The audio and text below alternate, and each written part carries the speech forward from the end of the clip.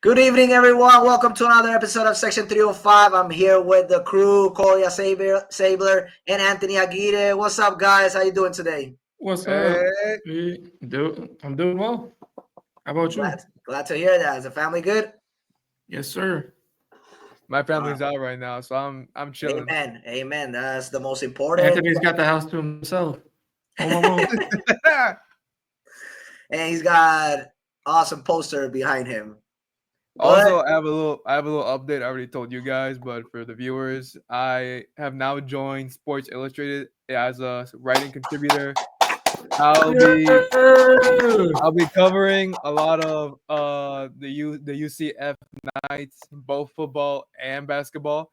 Also covering the Miami Heat and the Orlando Magic. And Raul, no, I'm not writing Pat Riley stories, so you don't gotta worry about that. I mean, I My, think my editor would not approve.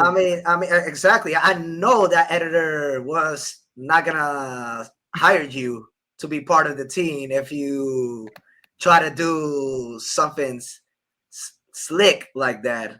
Because the podcast, obviously, it's up for grabs. We speak from our truth. Obviously, we defend our opinions with facts, stats. You know what I'm saying? And obviously, being biased, being professional, neutral. But yeah, Being biased though is not a good way to. Go about it. I mean, when we're fans of certain teams, obviously we talk about them bad when they're actually doing a horrible job, or if they are fault of something that obviously we're not going to be ignorant and support it. But when they're doing good, obviously, you know what I'm saying, we're going to give the shout out to it. Now, at the same time, like, obviously nobody was going to approve of you talking bad about Pat Riley. Yeah, you're the only person ignorant about that type of sensitive, I'm going to say it like that, sensitive topic. Because you get me and Nick under our skin. Shout out to Nick. He's excused for today's show. He's with the family, enjoying his well-deserved vacation. Hopefully we see him by next week. But yeah, hey, Anthony, congratulations. I mean, you're an amazing writer, journalist. Like, you choose exactly the right words for every topic that you are speaking, elaborating on. So, bro, this is just the beginning. I always told you, trust the process, Anthony. Like, I began just like Joel Embiid. Dude, don't disrespect me. Do not disrespect me. Man. Hey, dude, you're an MVP writer. Man. Like, yeah, but I deserve my MVP at least. I mean, bro. Yeah, so did Joel Embiid. I make conference finals. You did not disrespect him. You did not respect him. You just gave him a mini curse. So, oh man. But I've been Dude, here. you gotta sign up, bro. You're not even signed up. You can read those for free, but you know. This is Anthony's first article at SI, so check it out. Sir. Anthony, you also gotta publish it in your platforms. You know what I'm saying? Oh yeah, no. Every single one of them, so you can. No, without a doubt. Because we try to do at least for each person 2 articles per day. If we do our best. I already got 2 of mine. Bro, you do like 4 or 5 as a hobby per day. True, pretty much. But this time I have to be focused on certain teams. Of course, yeah. Now, so with shot coverage, I can do any team I want, and I'll still do my work there. Yeah, that's your side. That's your side. Yeah, that's my side. But with SI, I gotta focus on certain teams. And college, you guys know, college is new to me, so I gotta really tap into this in a different perspective. But it should be fun though. I just want to remind you that UCF in football had 2 great years. Which self-proclaimed national champs. They self-proclaimed national champs, and that's where the 2 Griffin brothers actually played on. Yeah, and remember, UCF also had Taco Fall. Oh my gosh! Can't forget about that legend. Talk about that legend. I'm just giving you some insight on the past, but you got a long way to go to research on that. Oh yeah, no, without a doubt. But congratulations! I told you, it's a process. I began the radio after graduating 2015, 2016 in 2020. So it was a long journey. It was hard work, and now I'm here, working in 2 different radio stations. inside with the Miami Heat with you guys, and now doing an amazing podcast, which I enjoy every single day. A good insight for people who want to get in sports media in general. It's a mafia. Just say yes. Because originally I was only supposed to be doing college, but then they found some room for me in the NBA space. So thankfully I'm able to have my strengths there, but they do want me to still prioritize college. So just say yes to opportunities because of course. Like I had to find this. It wasn't just the application. I had to talk to people. And one more thing, I mean, I was just trying to be honest, but I actually got interviewed by the Miami Marlins for like a different position, a little bit in the media, and play? Something like that. And so you could definitely do it for Spanish. You could do that. The thing is that I was killing it. I was doing a good job, this and that. And I was too honest to talk about the Marlins basically being a bad organization to their faces. Basically how Derek Jeter screwed the whole franchise. And one of my favorite players of all time, Yankee Nation for life, but it is what it is. Like I said, I'm biased. I gotta speak the truth. You know what's funny? They do an amazing job drafting, but a better job trading. So you know what's funny when I spoke my truth. So I spoke my truth, and basically, all right, there's the door. Yeah, Raul, you know what's funny is try not to be honest. I forgot what game this was, but someone came up to me with a Marlins Derek Jeter jersey. I was like, yeah, I was so confused. I was like, when did this take it off? It was obviously old, but I'm just like, yeah. It's like, why? No, man, why? No, man, get out. No, you're not welcome here. And Kolya also is working on a lot of big things that are coming. So Kolya, keep doing your thing, guys. Let's start it with the first topic, which hopefully we don't go overboard as we've done in the last couple of shows. Just for the audience, last episode was supposed to be calm, and it went overboard real quick at the end. That was on me. No, it's fun though. It was not both of us. It was both of us. Actually, it's fun either way for me. But but like this should be a calm topic. Energy drink. I need it, man. It's been we'll see. It depends on what you say, Anthony. I don't have crazy ass. Depends on what all of us say. We're about to find out. So I've never seen Kolya go crazy about us telling him that the Cowboys suck. No, seriously. The Dak Prescott is not a top 10, and he's okay. Wait. Let's not go there right now. Let's not go there, but otherwise we're gonna go completely overboard again. I'm just saying. I already sent a photo to Kolya, so he knows what I'm. All right. So NBA free agency is still at large, and so which teams do you think certain free agents should sign with? Here, Anthony send us a couple of.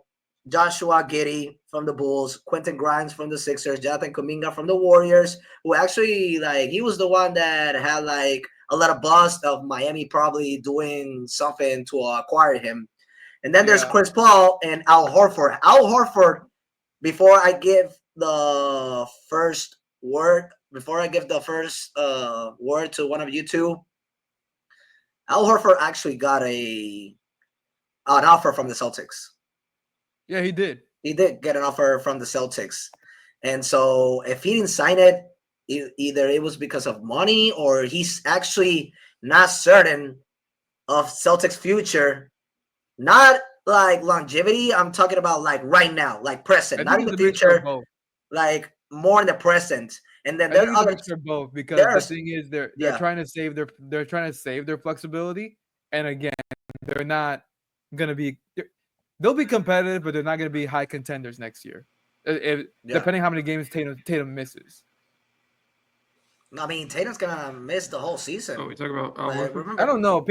There's a lot of things going around. I think he's going to miss the season. It's just a lot of things are going around. So I got all three players that torn their Achilles: Damian Lillard, Tyrese Haliburton, Tatum. I don't see them next season. Well, what do you think? What do you think Lillard hasn't signed with any team yet? No. With Dame, well, we gotta think about this though. Dame is a lot older than both of them, so that does play a factor. Haliburton, I know he's confirmed to be out. The GM of the Pacers confirmed that. With Tatum, I don't know. People are trying, mainly Celtics fans, and this could be a bit delusional that they want to be optimistic about his workouts, his recovery process. I still hope he doesn't play only for the sake of his injury because he can definitely come back the same way KD He did. shouldn't. He shouldn't. I agree with you. He shouldn't just for the sake of his health. I'm not trying to wish anything on Tatum, even though he's a Celtic player. I'm not doing that. I know. I'm just Nick would pray on his downfall. But I'm just saying. I'm just saying for the sake of him and his longevity of his career, I hope he misses this. I hope he misses the season. So Anthony, before I want to piggyback with what you just said because look at this scenario. Torn Achilles, like people say, oh, it could be 10, 12 months, depending on the doctors. You know what I'm saying? But check these two situations that we've seen recently. Well, Durant was 2019. Let's talk about Aaron Rodgers. A lot of people were trying to force him to come back as soon as possible because the Jets had a good defensive team and they had the good pieces around Aaron Rodgers. And you already saw the scenario with Zach Wilson, Also, Joe Flacco, and all that. Off, but didn't Rodgers also say it like at moments like he'll come back? Didn't he kind of put that on himself? Bro, remember controversy. Yeah. Like that makes at the same time that makes a lot of buzz. That puts people on edges, out of their seats, and that gives them expectations. But at the same time, him saying that is just basically to let Jet fans know, like, all right, if it's not this season, at the same time, I'm motivated to come back as soon as possible. If it's not this season, it'll be next season. But I just want you guys to know that I am hyped. I want to be back on the field, and injuries happen. But let's see and talk about the KD scenario. I mean, Aaron Rodgers was like a year fully and 4 months before coming back to the field? Yeah.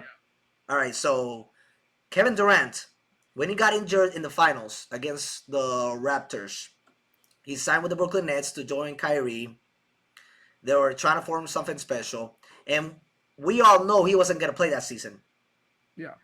Like, he was going to miss the whole regular. They were trying to, like, get Kyrie to take control of the team, the leadership, and basically develop the pieces around them and get basically Durant ready for the upcoming season afterwards. So that year, that 2020 was pandemic year. And they had to pause the NBA. When was it? In March? Yeah. March 12th? So, all right. So we were doing quarantine. March, April, May, June, July. When did the season continue? On August. And there were still no indication that he was going to come back. So imagine if that we wouldn't have the pandemic year. Durant was possibly not even going to be ready for next season starting October. Because there was no indication that he was going to play in the bubble. And then Kyrie didn't want to play. We already know that scenario. But also Kyrie got hurt that year. Later more, but he got hurt too. But then he was healthy. He just didn't want to play in the bubble. Because of all the things that were the riots that were happening. Yeah, there was a lot going on, quarantine, this and that. I'm saying understandable from that part, but we're not going to talk about that because that's going to consume so many of our time today. We'll go down a rabbit hole. Yeah, we got time for that. But what I'm trying to say is that August, that's when they had to limit the games also. And that's what the NBA continued the rest of the season. No indication he was going to play. September, October, we got the finals, Heat and Lakers. And then they're trying to start the season as quick as possible on December. Like, it took basically a year and 6-7 months for Durant to come back. So just imagine how that season expanded because we were living a pandemic year. So do you think Tatum, Halliburton, and Damian Lillard, no matter the most specialist doctors that they have, they're going to come back in a span of 10 to 12 months? I see them missing the whole next season. Again, I don't. I'm not saying he should. There's too much going on. And then basically maybe being ready for the upcoming 2022 not this upcoming, the next 2026-2027 season. So all 3 players, I discard them from playing the next, and they should not be rushed, especially when the Bucks, we don't know Giannis' situation. The Celtics, we already know, since you've been telling us, and you are basically our resource, they're rebuilding. You also have put Anthony Simons in the trading market. Well, if they're trying to do that, why would Tatum be forced to come back? Raul, I have to admit something because I didn't know this rule. Now he's still looking to get traded, but there's a restriction on when he can. Yeah, so, it's like January, right? Yeah, so yeah. I'm kind of wrong on that one because I didn't know that was a rule, to be honest. So I kind of lost the bet on that. All right, so 2 weeks, you're off. Yeah, you have 2 weeks of vacation. So what I'm trying to say, not now though. Exactly, not now. Do we wait? Okay, wait. We'll decide. We'll decide. So what I'm trying to say is, all right, Haliburton is officially out. They said that he's not coming next season. And who got injured the series before that? It was Tatum. He's gonna have the same timeline.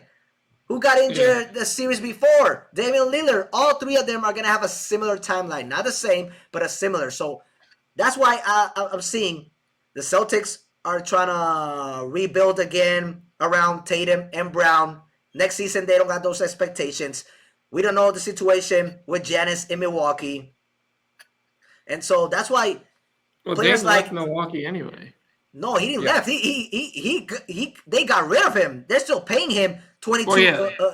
Remember, he had a waiver, and now the Bucks gotta pay the rest of his contract every year over $20 million, if I'm not mistaken, right? That's what it is, 22 million?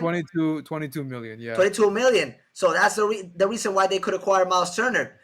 Damian Lillard is surprising that still, because teams don't see him playing next season, that nobody's actually offered him something.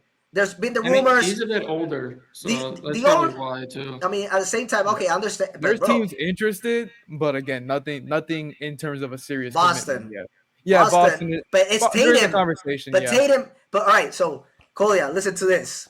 So the player that is recruiting him is the same player that has the injury of Damian Lillard. Yeah. Both of them. They can recover together. They're gonna get knocked up. Exactly. So we gotta get to this. We gotta get to this quick. But all right, so I'm gonna give you guys the first word. But right now, the surprising ones for me is Damian Lillard and Westbrook still not on a team. Oh, that's true. Yeah. Who do you want to start off with? Anthony, why don't you take the floor? All right. I kind of went deeper in the free agency market.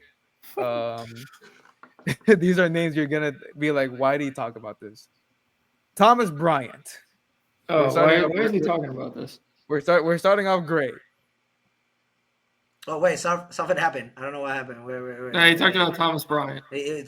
Somebody cut him off. Producers, come on. You guys don't gotta do that. Come on, guys. Come on. Why was he talking about Thomas Bryant? Why are producers doing this? I cut him off. Dude, why is he talking about Thomas Bryant? Come on, man. Because let him speak. Because out of all the centers that are available, Al Horford is either going to go to the Warriors or retire. Outside of that, there's nobody else that's high quality, and he's the next one.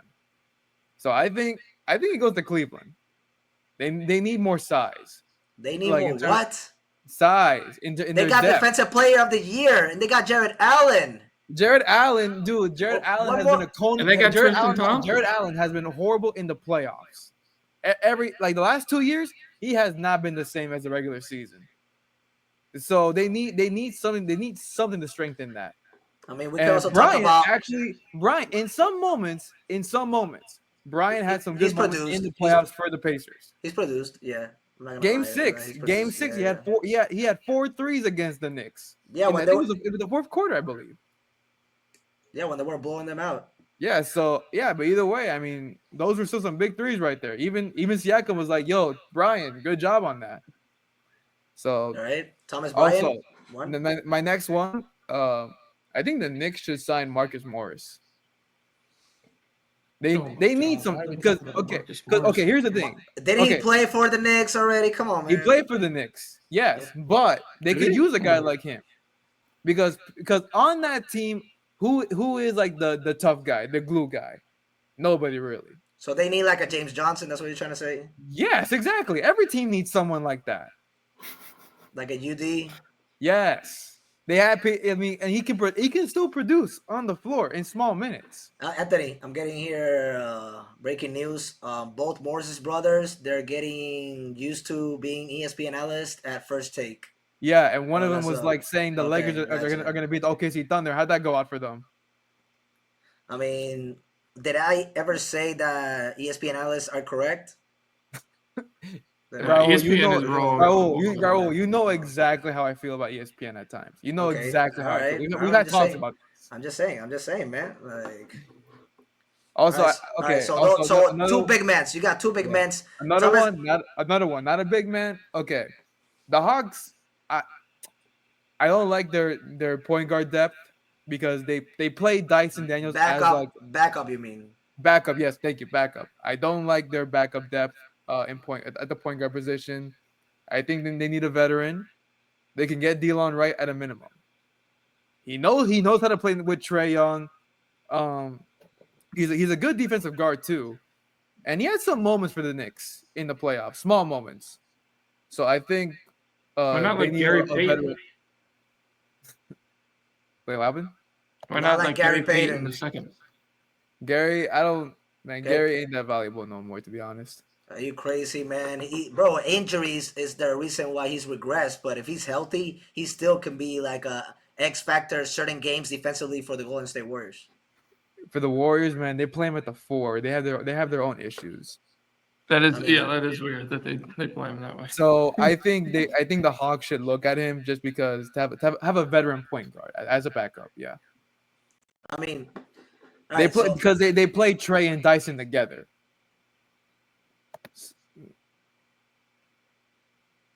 All right, so those are the three. Like Those are my three. That's all they got. all right, Because so before the guys that we listed, like before I give it to Kolya, I don't want to disrespect Thomas Bryant, but I'd rather than sign DeMarcus Cousins and bring him from Puerto Rico back to the NBA. That's number one. That's the number one thing I'm gonna say. Marcus Morris, I'll agree with that. That if they any team that signs him, a contender team, he's actually he's gonna be like that glue, like you said. He's gonna be that mentor. He's gonna throw leadership. He's gonna help the young Yeah, but did the players Knicks really need that? Though? develop. I don't really. I feel like the Knicks need a voice like him, especially Mike Brown's not the new head coach. It's not Tom Thibodeau, and so like Kolya, like who do you see from the Knicks being the voice? Especially I would think Brunson. Remember the Brunson remember the situation. Remember the situation when they had beef between each other in Game 1 against the Pacers. That's where you need a Marcus Morris to stand in the way and try to like. Brunson is a vocal leader, but you just need someone to calm the situation. You need someone more scrappy than him. I got you. Exactly. Yeah, I understand now. I got you. Exactly, and then Dylan Wright, like I feel like, I mean he can actually be a decent backup point guard. I'm just saying that they're gonna obviously give him like a minimum contract. Yeah, no, of course. He's a minimum guy. But at the same time, I feel like being a backup to Trae Young, I don't think they're gonna utilize him that much. So like I understand that he can be a sleeper free agent because he played good with Miami actually when he was with us. The minutes that Spoelstra gave him, he did a decent job. But and when he was with when he was with Milwaukee, he basically they didn't trust in him that much. They didn't give him enough minutes, so that maybe has something to say of why he's still a free agent. Because at a valuable, they can get him at a valuable price. So if they haven't done it yet, like we're still trying to figure it out. Raul, do we trust Doc Rivers' rotations at this point? I mean, all right. Yes. Listen to this. Oh my gosh. Giannis, wait. I mean, Anthony. All right, so they just let go of Damian Lillard, right? Yes, for different reasons. For different reasons to get Miles Turner, and them knowing that next season Lillard's not gonna play. So they're already like, how do you say, doing chess moves or whatever. And Giannis, actually, for me, it was surprising because Giannis didn't like that move by them. But that's another topic that we could talk, a different show. Now, the players that they actually signed, they retained Kevin Porter Jr., and at the same time, Gary Trent Jr. They're not point guards. but they're scorers, and they actually did good in that series against the Pacers. I mean, we gotta give them credit for that. They did good. They did good. They signed Gary Harris. Gary Harris, like, this is time for him No, to no. We're not doing this, bro. We're not doing reinvent. I'm just saying, this is time to him to reinvent himself. Because after Denver and being Orlando, he had some certain moments, more downs than ups. I understand that. But, like, right now in a situation where Milwaukee right now are trying to figure out, like, the guard position, like, who's going to distribute the ball to them, I understand that. But Milwaukee, at the same time, knowing the situation with Giannis and what they did with Damian Lillard, at the same time, they didn't just lay down and did nothing. They retained 2 good players that actually prove what they can produce in that series against the Pacers. They signed Gary Harris. They signed Miles Turner. They retained Bobby Portis. That is still a good team. Like, if Giannis decides he wants to stay, I'm not saying, like, their years from 2019 to 2025, or just say 24, because I didn't have expectations for them to be contenders. From those 5 years, they were actually contenders in the East. So, but you look at the Bucks now. Their backcourt isn't that good, even though they're good players and they're not great. And what's their center? What's their center depth right now? Miles Turner. That's it. Yeah. So when he sits, what's gonna happen? You're gonna rely on Jericho Sims, who I actually like, but it's just not good enough.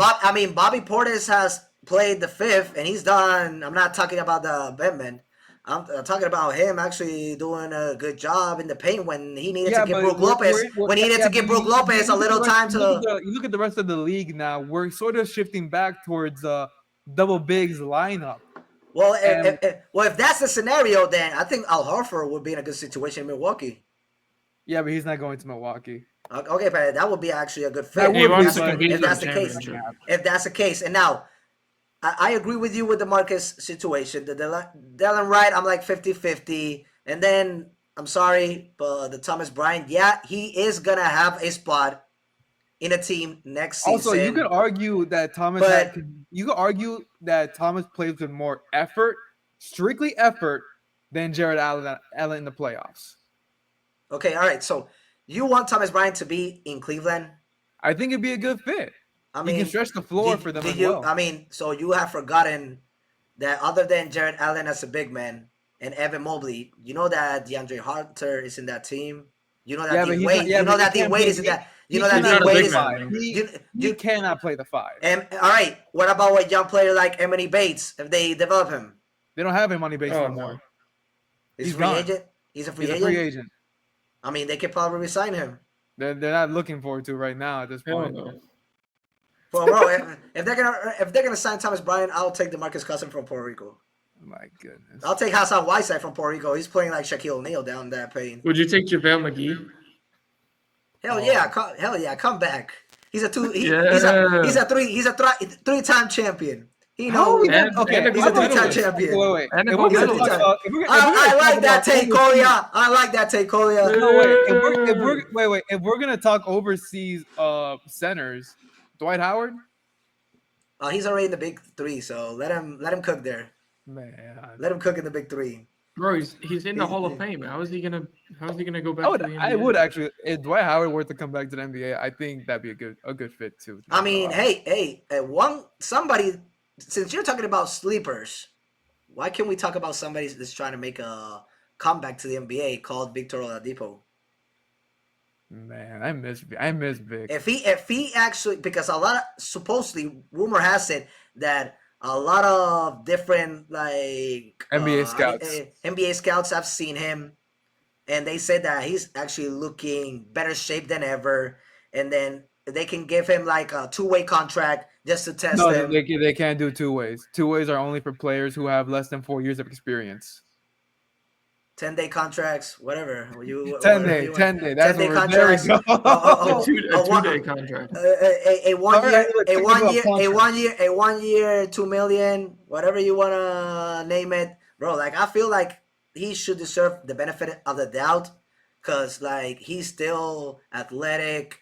He still could be a good scorer coming off the bench. He's a good defender.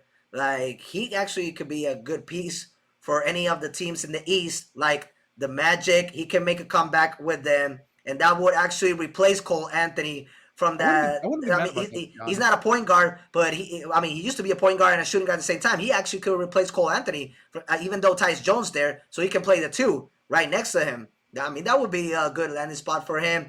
I don't know if Miami's still interested in bringing him back. They were one of the teams that were in the workout, but the thing is, you look at the roster right now, there's no room for him. So Pacer. He's a pacer.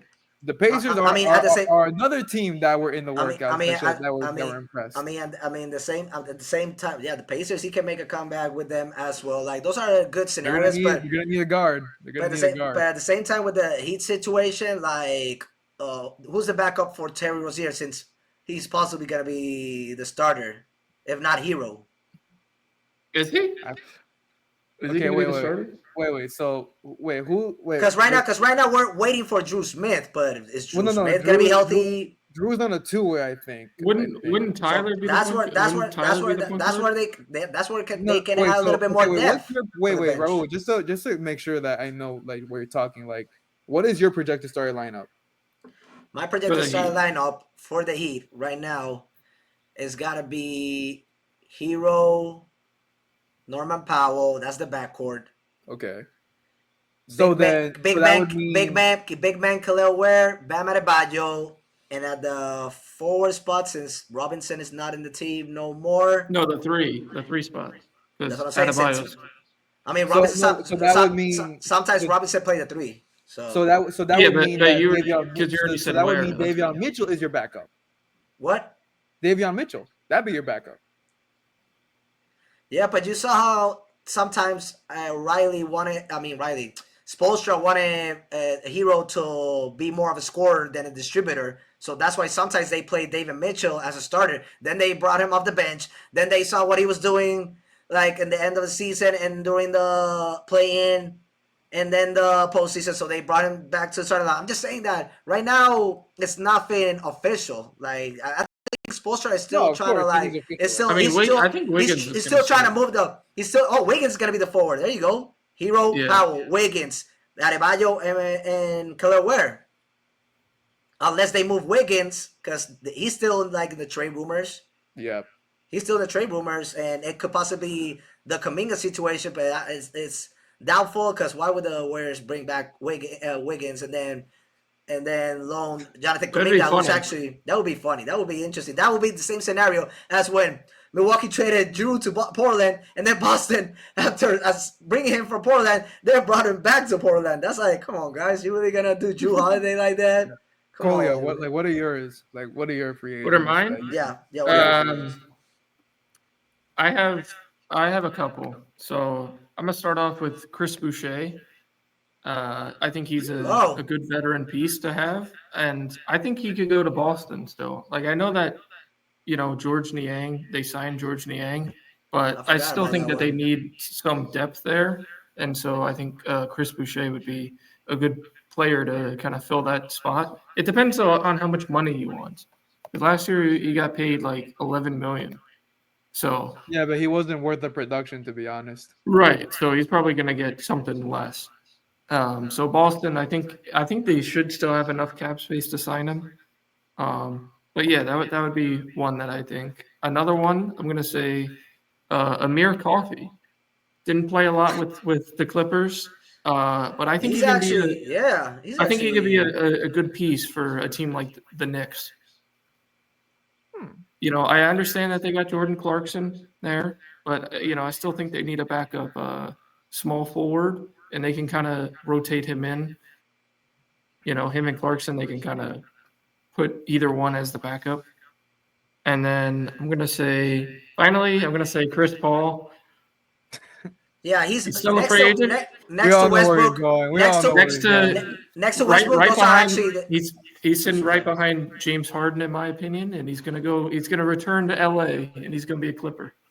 Without a doubt. That's actually he said he wants to play in LA.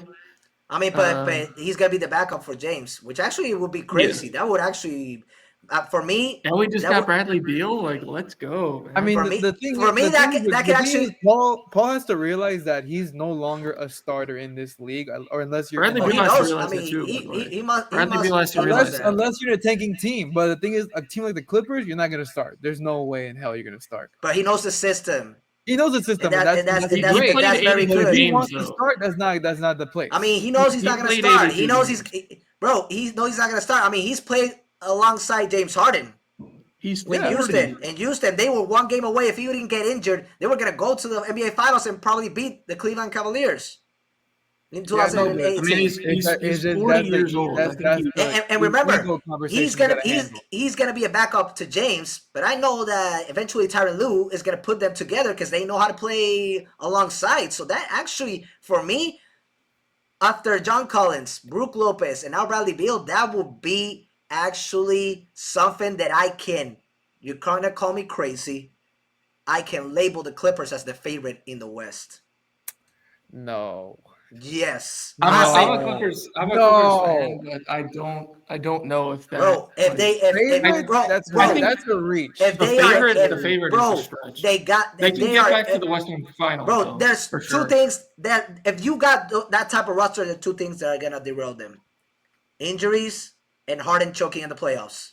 And their age. And what? Their age. I mean, bro, we've seen the Heat in 2006 be the oldest team, winning an NBA championship. Who was the youngest player in the Heat in 2006? Wade, Haslem, Shandon Anderson. Who else? Was Shaq young? No, was Anton Walker young? Was Jason Williams young? Was Alonzo Mourning young? Was Gary Payton young? Was James Posey young? Bro, that was the oldest team in the league. The Clippers but Pat Riley built a team. Pat Riley built a team with veterans who were hungry to win a championship. They just needed somebody to lead the way, and that was Dwayne Wade. That was the oldest team. That was the oldest team in the NBA, and they won it. Ty Lue's a good coach too. So Tyronn Lue is an amazing coach. He's a champion. He's a good coach, but who? Okay, Raul, who will lead the Clippers next year? In Chris Paul. I mean, you mean no? All right. So as a glue and as a mentor, Chris Paul. You're saying you had a guy like Dwayne Wade that led the Heat, and yes, like that is. Have we forgotten? Have we forgotten what we seen by Kawhi Leonard with San Antonio, Toronto, and now finally being healthy this season for the Clippers? One game away of making it to the Western semifinals, which actually they were not going to be the favorites, but they actually could have gone to either 7 games like Denver did, or even eliminated the Thunder. Have we forgotten who Kawhi Leonard is in the playoffs if he's healthy? But that's the thing. If healthy, and I like Kawhi, but how many times are you gonna keep having this? That's what Raul was saying. He was saying the injuries are going to be the big. Two things. Sure. Injuries, and James Harden choking on the playoffs. Those are the only two things that can derail them. Other than that, what do you think? I mean, he just said age, but I defended myself saying age it doesn't have to be a factor because the Heat won a championship in 2006 with dinosaurs. Okay, now Raul, let me ask you this: Harden, Beal, and Paul. These guys at this point in their careers, not so much great defenders. Kawhi is a great defender still to this day, and Zubac is a great shot blocker. And Lopez, I forget he's there sometimes, bro. I don't know. Tell me, other than Leonard and George, who other than Leonard and George, Chris Paul, I'm not confident at this point in his career. Other than Leonard and George, who were tough defenders in the Clippers since that 2019 span to what we saw after Paul George left? Tell me, top defenders.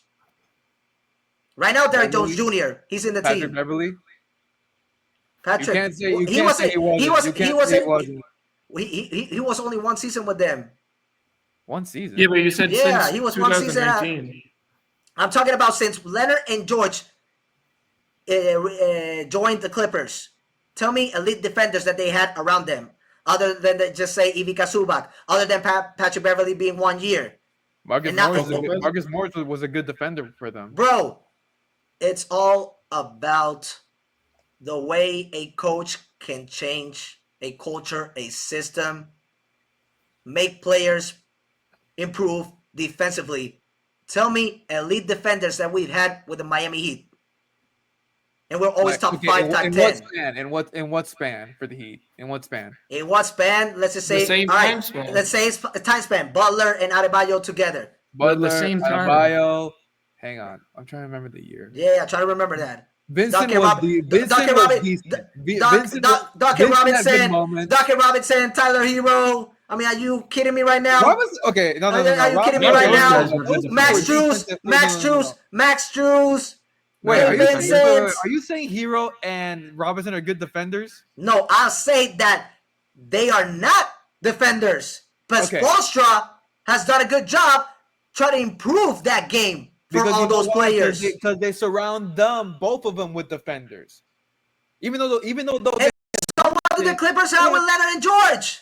Top 2 defenders of the league. Okay, but the Heat had multiple. And Tyronn Lue knows how to develop those players and improve in that type of situation. The Clippers have been top 10, top 5 like the Heat, even if they had down seasons or up seasons. Those two teams have remained consistent in the defensive side with good defensive players or bad defensive players. That's what recognizes a good coach. How to deal with those torn Achilles. Kolya, is Derrick Jones Jr. still with you guys? I forgot. Yeah, he is. Okay. But he only one season. He's a pretty good one. I forgot about him. No, but he might start, actually. All right, so look at this. The Clippers and the Heat have been in a good situation with a player like Derrick Jones Jr. I'm admit to that. And the Dallas Mavericks as well. He is a good defender. But I'm talking like in general. Like you can name the Heat since the 2019 and the Clippers as well, having like what? 3, maximum 4 good defenders, and then the rest of 11 are more scorers and distributors. Well, yeah, I mean, shooters, etc. A team of 15 and they're defenders. top, and they're always in the mix of being a good defensive team. That's what good coaches do. That's what I'm trying to tell you, Anthony. And I think the addition of Jeff Van Gundy really helped them out this past season. I love Van Gundy on the sidelines. I love his energy. I mean, I'm still waiting. I'm still waiting for this individual to get a head coaching spot, or at least come back as assistant and work his way back as a head coaching job, and that is definitely Mark Jackson. That's definitely Mark Jackson. Come on, guys. Yeah, we know. Are you kidding me? Mama, there goes that man. Mama, there goes that man. So, all right. That's iconic. All right. So, wait, what are yours, bro? What are yours? So I'm surprised that Josh Giddey. I mean, he's a restricted free agent, but like by his times with OKC, that was somebody that was almost averaging a triple-double.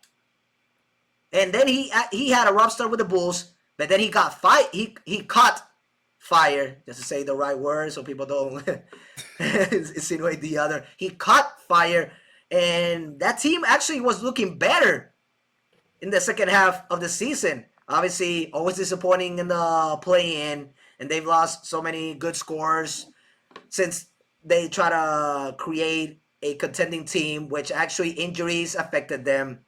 But Josh Giddey, in any like Eastern team that right now is like working their way up and trying to be dangerous or contenders, because I feel like he still should be part of the East, not go back to the West. The West are already stacked with guards, so I think most of those teams are stable. I mean, Raul, just not to cut you off, but just try to do this in 2 minutes. That way we can save time for the next topic. So both of you got 10 minutes to explain yourself. I'm sorry, but we got to save time. I'm trying to save time. All right, so Joshua Giddey, I'm surprised he still like hasn't been resolved on being on another team. Cameron Thomas, I mean, bro, what happened with Cameron Thomas?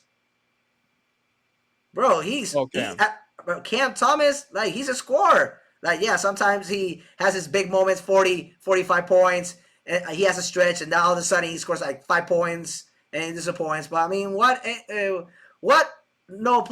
player hasn't had those type of like rough stretch? You know what I'm saying? Like after Durant and Kyrie left, I felt like he was gonna be like the face of that franchise in battle with Mikal Bridges and Cameron Johnson. Both of them are not there anymore. So like I don't know like what other things the Brooklyn Nets are trying to do. They were the biggest losers in the NBA draft. I felt like they still they can resign him though. I mean, they can resign him though, but they have a lot of money. But for me, those are actually like the two players. I mean, I mentioned Lillard, I mentioned Westbrook, right? But Westbrook, I still am hoping that like the Heat can sign him because I actually would like him in part of the roster. I just don't see kind of where he fits. I mean, there was the rumors that if the Heat got Durant, he probably was going to be interested in joining them. He's actually still interested in joining that culture. Obviously, he wants to be with a team that he knows they're going to win a championship. I understand that. Lillard is the same situation. But yeah, basically, those three guards, Paul, Lillard, Westbrook, Cameron Thomas, I'll put him as a 4 because he's not more of a point guard. He's more of a shooting guard, but they put him as a position because of his size. And then Joshua Giddey. 5 guards that I'm surprised still don't have a location. Is that quick enough, Anthony? Are you good? Yep. You happy with that? You happy? Yeah, you gonna sleep at night tonight? Yes. Yeah, thank you. All right, so let's go to another topic, which I'm excited for this one. I did some research on this one. I'm actually very excited for this one as well. I mean, we already saw who won the home run competition. Kyle Raleigh, second player in Mariners history to make that since Ken Griffin. Ken Griffin Jr. did it 3 times. We're still waiting for Pete Alonso before he retires to represent the Mets and also win that competition 3 times, but that's a different topic for another day. But Kyle Raleigh, I just wanted to tell our audience who probably already know, second Mariners player to achieve this. First catcher and lefty. Yeah, that's great. Lefty to achieve this. I did not know that he was a catcher until they said it. Catcher and lefty. So, like, the Mariners... Well, no, he's a switch. He's a switch hitter. Because in the home run derby, he hit both on the left and the right side. I mean, yeah, he left and the right, but he's more lefty. Yeah. He switched it up just like other players do. Like, we've seen this before in the home run derby. It makes it more interesting. Mm-hmm. This is more for the fan base, but he's more lefty. You can see in the picture right there. And he's a catcher, so he did history. And now, yesterday, we already saw the scenario of the All-Star game. Before we go quick to the topic that Anthony created, and a lot of credits for that because it's actually something that we're going to be watching until July 31, which is the trade deadline. But, guys, at the same time, like, what do you guys felt about this All-Star? Like, was this a total success, or was this like the best one we've ever witnessed? Definitely the most exciting. I mean, the All-Star in the NBA is dying. NFL has never caught buzz, to be honest. At least trash. Exactly. Well, it was good. It was good, and then it fell off. Yeah, so I think this is something that even fans of other sports will tap into more often. No, and remember, I've always said this. Like, the new generation, they like playing the sport more than watching it. But now with their new rule changes, the timing has gotten more interesting, more quicker. Like, we're seeing lots of records being broken constantly. And at the same time, like, it's getting the attention for the youth, which we've lost for years, decades. Because right now, like, the big fan base are from, like, my age, from 30 and up. We were like the last straw, the 90s. In the 21st century, baseball has lost fan base because right now people are getting older. God rest us all, the ones who are passing away. And then the kids nowadays, they just want to play it rather than watch it. Now, since the World Classic and that amazing ending between Japan and United States, baseball is now finally recovering. And I think a person what like they deserve, so exciting. The marketing, of the players, the marketing of players. Right now, MLB All-Star Game, just to end it with this, is number 1.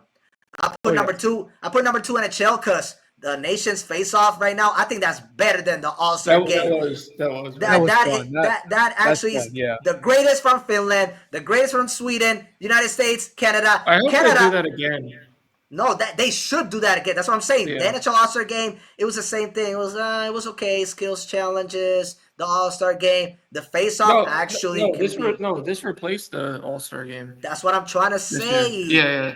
The face-off should stay permanently, eliminate the All-Star Game. This is gonna be the All-Star Game from now on. The nation's face-off is more entertaining. It's competitive, and it's the first time since 1993 Canada wins something. because in the NHL, no team hasn't won anything. So they got their. Love that. And then NBA. Let's see if the new format with the USA against the world gets better, gets more competitive. Because at the same time, the dunk contest was very entertaining. The 3 points still stays at the same time. I think the dunk contest has gone down. It's at its ups and downs. It's at the low. It's at the lowest. I mean, McGlone has revived it. When we had Cole Anthony and I think it was Jericho Sims. Cole Anthony. That was the worst. Oh my! That was the worst. Let's not even speak of that. You had random players winning. He wore the Timberlands. Yep. He couldn't even reach the net. Let's not talk about that atrocity, please. But yeah, you had the most random players. All three of us agreed that this was a total success, and for me, this was like the best All-Star game absolutely. Ever. I love the idea too of how it ended on a swing off.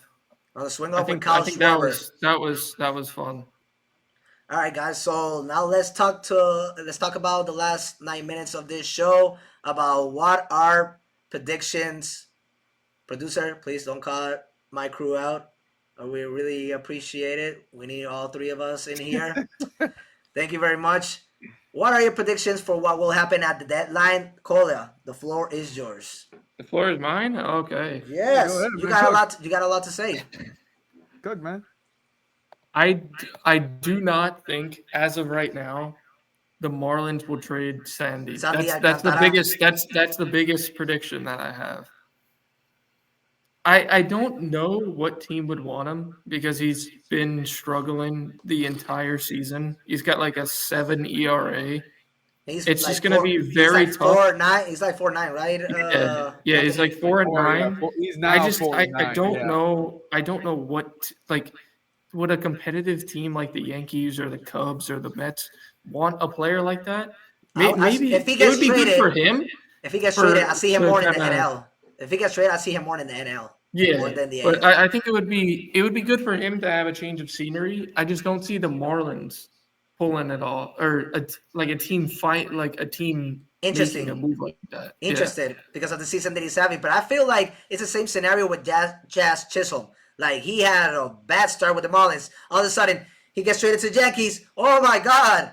My batting skills have returned. Oh my God, I'm averaging home runs, hits. He's gonna win a Cy Young. My batting average my batting average increased from below 250 to above 250. I'm looking like a star right now. I have the rhythm back. Oh my God, my special hand is back. I mean, that's what players are trying to do when they are with the Marlins. Like all-star players are trying to be in a real contending team. But the Marlins actually have surprised me with the situation that they are right now. I mean, I'm not saying they're a dangerous team. I'm saying that I can't believe they're still in the mix to possibly make it to the playoffs.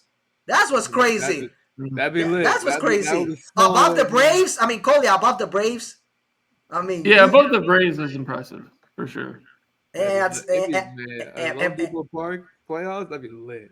And I was very proud of Kyle Stowers. I mean, he deserves to be there in the All-Star game. And so, like, right now, this actually gonna surprise you guys. This is the first time that there's not that much players that I see being moved before MLB Trade Deadline. Like, I see most of the teams already stable. Like, Sonny Gray, Luis Robert Jr. probably, Jordan Montgomery. He's actually had attraction from a lot of teams. Like he did won a championship with the Rangers, so he actually could be a good piece to an NL or AL team that is trying to consider in recruiting him. But right now, like watching Luis Robert Jr. actually, he will be significant addition to a team that needs to improve offensively. He needs to get the hell out of Chicago. Like, he needs to be out immediately. So I actually like Montgomery and Luis Robert Jr. Actually, those are the two players that have more of my attention to be traded, either to NL What about AL somebody team. like Alex Bregman? Do you think because the Red Sox are kind of struggling, and he's Offensively? gonna want like a lot. The Red Sox are top 6 in batting. What are you talking about? Yeah, The Red Sox actually. they've done well actually. The Red Sox actually got to improve in the pitching area. Oh shit, they won But 10 games. 10 games in a 10 row. games. But don't you think that? Them and the Brewers are the most hottest team right now. But wouldn't you guys think that the Red Sox are still kind of a seller team? Like if they can, like if a team came with the right price, we'll get into that. I mean, at the same time, Anthony, like we said, I don't know if you were with us here. It was me, Kolya, and Nick. You were the one that created the headline. I said that it was a big signing. I mean, a big acquisition via trade from the for the Giants acquiring Rafael Devers, but his numbers have gone down since being with that team, and that team all season long has been struggling offensively. They're top 10 worst in batting. I was saying that I'm not gonna put them as contenders still. I'm not gonna say that this is gonna help them be much better offensive. It's gonna be much better offensively. This was my answer, Anthony. If I have the Phillies, because the question that you put on was, are they contenders now? I said no. I said they're gonna improve.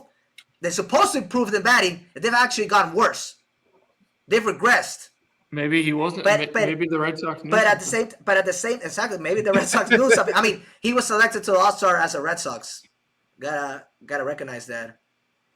But what I'm trying to say is that the Red Sox, after they traded him, offensively they got better because they gave a couple of those players a little bit more opportunity at the home plate, and they've not disappointed. They've actually executed. While the pitching exceeded, but in the pitching area, that's where they still gotta get better. So I feel like they're gonna do a move to like reinforce the bullpen. The Red Sox.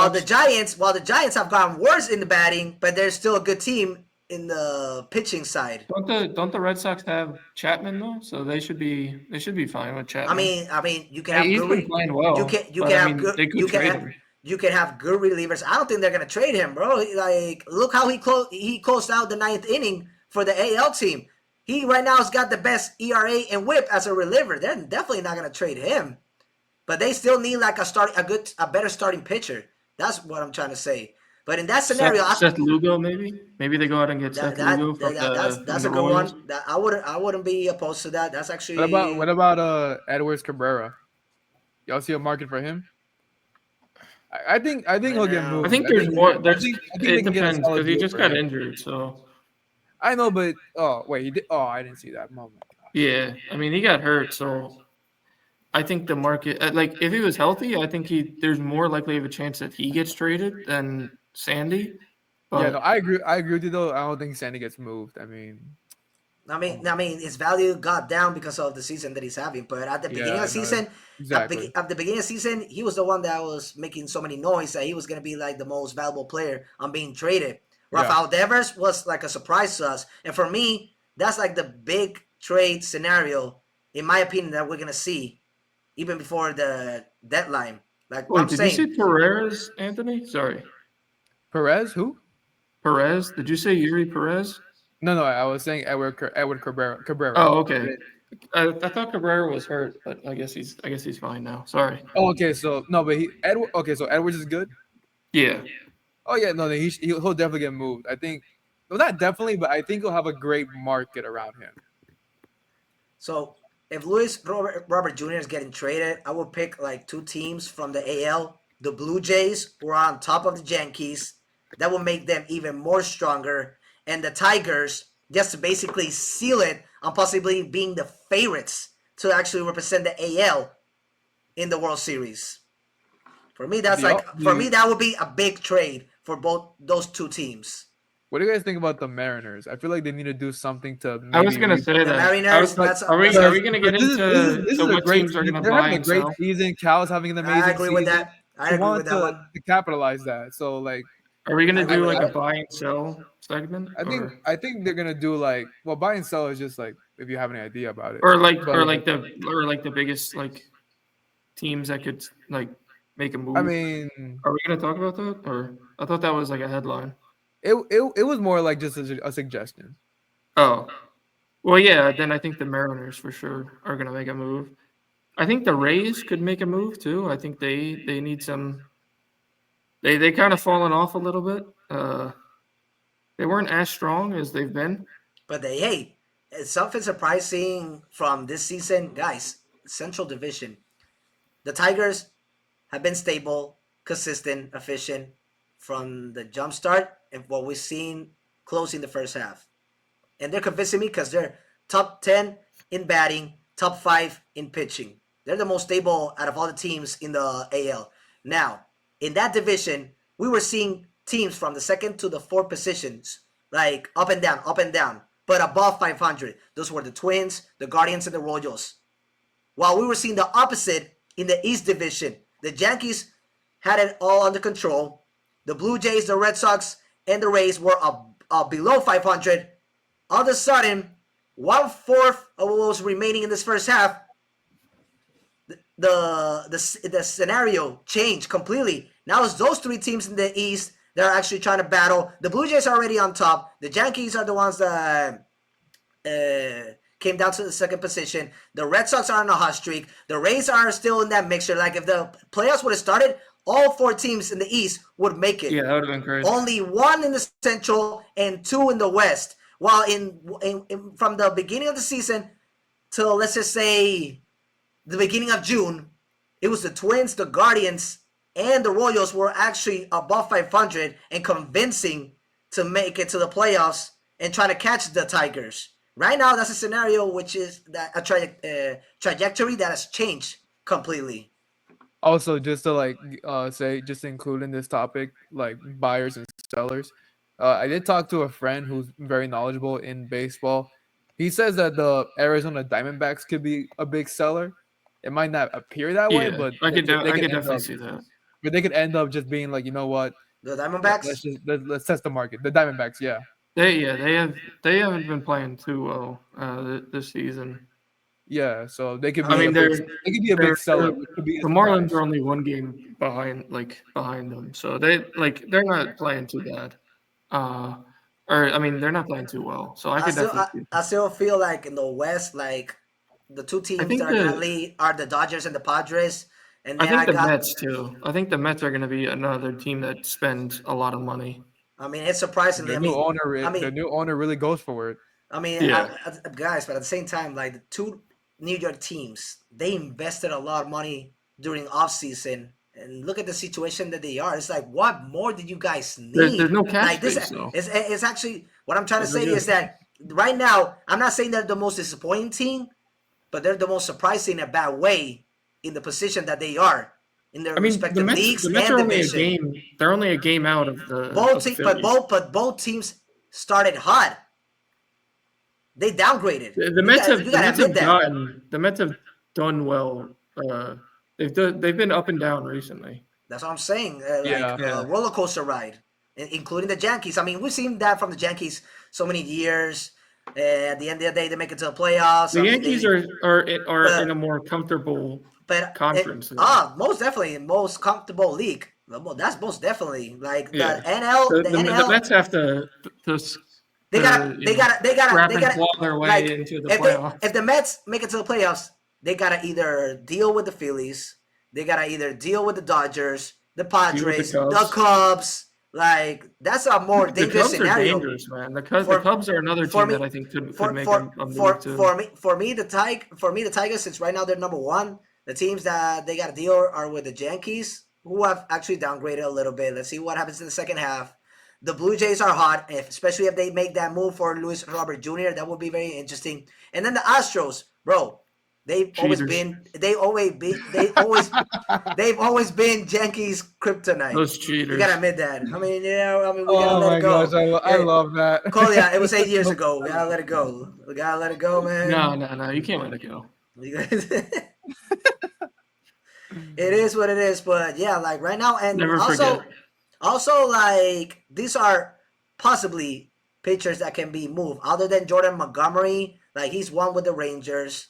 Like he can be a good piece to a team that needs pitching. But Framber Valdez has also been like in the trade market, and Dylan Cease from the San Diego Padres. So those are three of the pitchers that got my attention that could possibly be moved before the deadline for teams that need to reinforce that bullpen.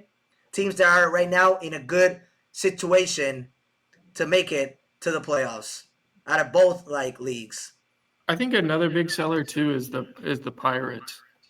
The Pirates are not good, but they have some interesting pieces, I think. More in the bullpen rotation, actually. Yeah, their pitchers. I think they could actually if they could maybe trade some, and then they could get some good value. I think. So the teams that actually right now need more pitching are the Blue Jays, who offensively they are hot. Yeah. And the Braves, if they want to make since they lost Max Fried, man, that's affected them a lot in the starting area. I mean, they can make a push to the playoffs with that. The Cubs, even though they're ranked 14, they still could use a good reliever at the same time. And then the Yankees and the Red Sox, for both of them to be in the top, that's actually what they need more than the batting area. I think any team that is competing right now for a title is going to try to go and get pitching. Just to kind of help them out. Exactly, just to help them out, it doesn't hurt to add more pitchers, Nope, I mean especially later in the year. Defense and pitching is actually what wins most of the time World Series, because you've seen underdogs having a bad offensive team making it all the way. Pitching is what gonna carries them. Exactly. I mean, obviously you gotta put numbers in the scoreboard. But, you know what I'm saying? You've seen those scenarios how the Yankees were struggling offensively with them Dodgers pitchers. So, that's always a big piece to the success of teams winning it. Either you're a contender, favorite, underdog, sleeper, however you want to name it. In baseball, compared to NFL, NBA, I can say MLB, NHL, up for grabs. You can see the teams that they have the expectations to make it to the Stanley Cup, to the World Series. But, man, you can see those underdogs and teams ending in, the 4th, 5th position, we just witnessed in hockey, making all the way to the Stanley Cup. We've seen it. The Giants, in the NFL. And NFL, when they beat Tom Brady in that team that was about to have a perfect season. Shut up, Anthony. Why are you laughing, dog? Why are you laughing? Yeah, come on, Anthony. Dude, I definitely wasn't smiling. I mean, we saw in 2018, 19 when the Nationals won Soto's first year. Come on, man. They didn't have no expectations on winning that World Series against the Astros. Yeah. And then the Diamondbacks making it to the World Series. Come on, guys. Against the Rangers. They were supposed to be the Phillies. Do we think? Yeah, I mean, do you think a player like Paul Skeens gets moved? Because he's so he's on a terrible team. But bro, Anthony knows more about contracts. He right now he's in his rookie contract. So I need to learn MLB contracts because the whole control thing I'm still trying to understand better. Gotcha. Because all I'm gonna say, Pirates are not gonna get rid of him that easy.